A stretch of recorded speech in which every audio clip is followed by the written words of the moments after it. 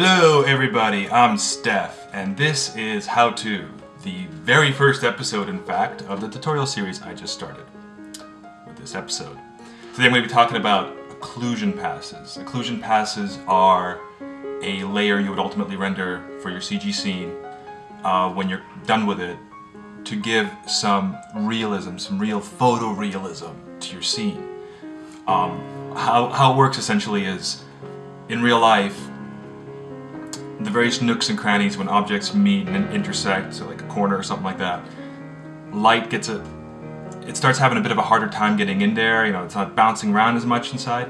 So you get these nice sort of shadows that start forming, this sort of softness to everything that's really apparent in real life, but people don't really notice it that much. But once you're rendering out a CG scene and you don't have it on there and you put it on, it just makes a night and day kind of difference. It takes what you've built and brings it in from the 80s and 90s into 2013. So it's a really awesome effect, something that I think is essentially obligatory unless you're already doing things like global illumination and final gather to sort of achieve some of these effects already. It's a really nice and quick way of just throwing that extra layer on and giving that extra realism into the scene. So I'm going to be going over how to implement that in Maya and how to apply it in Photoshop. So yeah, exciting. Let's do it. Rah! Okay, probably didn't need that last part there. Okie dokie, so I've put together a basic test scene for us to work with. It's made of some polygons, got a couple of spheres, a cube-ish thing. I guess it's just a plain old box on top of a plane. It's lit by a couple of lights that cast ray trace shadows with a bit of light radius and some shadow rays so that the render doesn't look like a noisy mess when those shadows render out. So if we do render this out, here it is. Lots of harsh lines when it connects to the other elements in the scene here, like the sphere, for example, against the plane, the box against the plane, and the sphere that's floating. Obviously it's casting the two shadows, but it's not really interacting with the scene anything beyond that. And it goes a long way when your render, all the various passes you're doing, there's some elements in there that are taking into account the fact that this thing is in the scene and it's sort of acting beyond just these straight shadows. When I was saying earlier, taking something that looks like from the 1980s or the 1990s, that was one of the biggest problems with CG back then. These sort of technologies didn't exist, and something like an occlusion pass simply wasn't viable at the time, or final gather or anything like that. So once you throw that on there, you instantly get that feeling of, oh, this is modern. It looks more real. It seems like there's more going on there than just some straight elements interacting with the world with just straight shadows.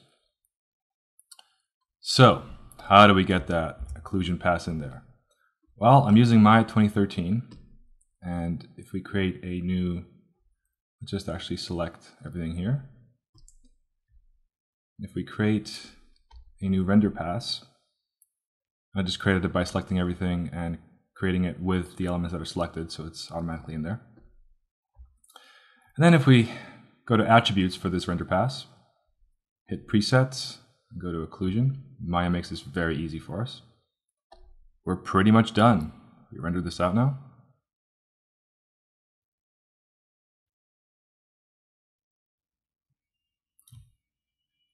You can see the part that's done there already, what's going on. Got those nice soft shadowing going on at all the various connections that are happening in the scene here. And this floating sphere is acting upon the plane below as well. So I'm actually going to save this out.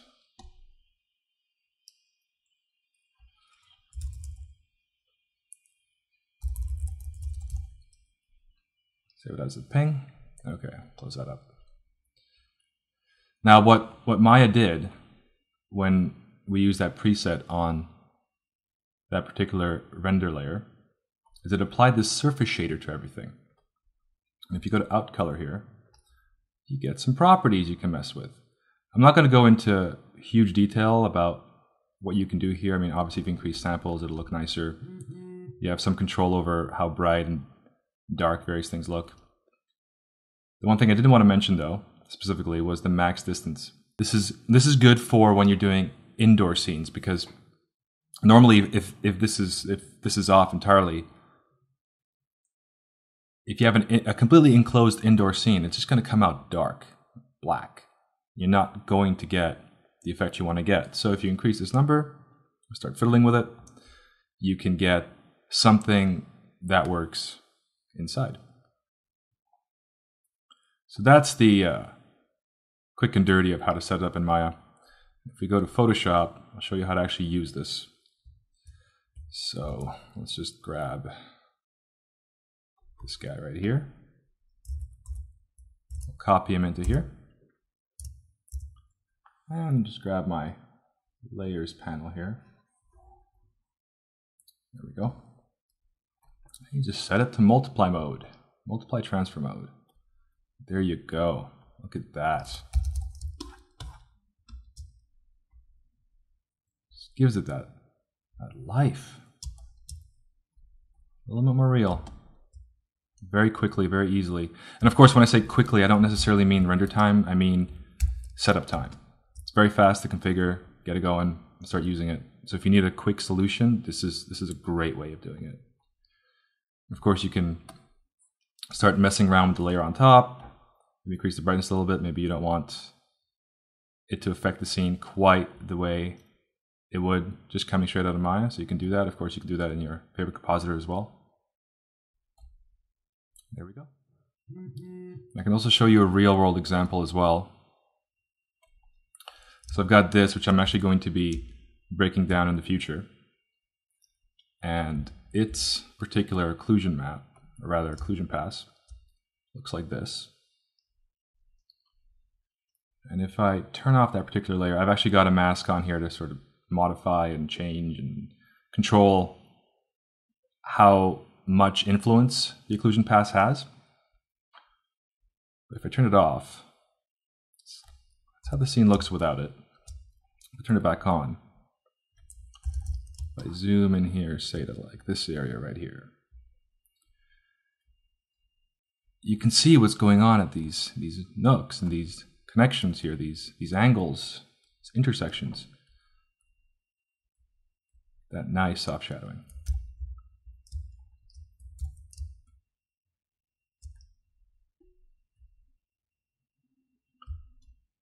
So that's the quick and dirty. The concept, of course, applies to any compositor. If you go into After Effects or something like that, you would use multiply as well. You could even play with effects like color burn, achieve different things. If you want something a little bit more stylistic, or if you want it to affect the scene in a different way. And of course, you do that simply over timeline. So you'd bring in the frames for your base, you bring in the frames for your occlusion map. Occlusion pass, keep saying occlusion map. What am I doing? And you'll be able to do it over a period of time with an animation. That is it, sir. Beautiful.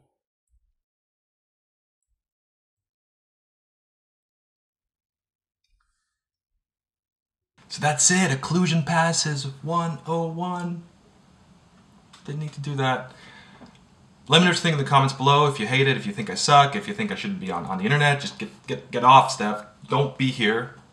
I'm okay with that. Let me know. I want to know. Otherwise, if you like it, I also want to know that too. That's good. I enjoy such things. And if you do like it, subscribe. I'll be doing a ton of more content. Photoshop tutorials, After Effects tutorials. You can check out some of my other series as well. I've started already Breakdown, where I take things I've done in the past and I chop them up and I show you how I built it and all that stuff. And I'll be doing more series as well. So we're doing all kinds of stuff. So if you want more of this, then yeah. All right, take care. Bye-bye now.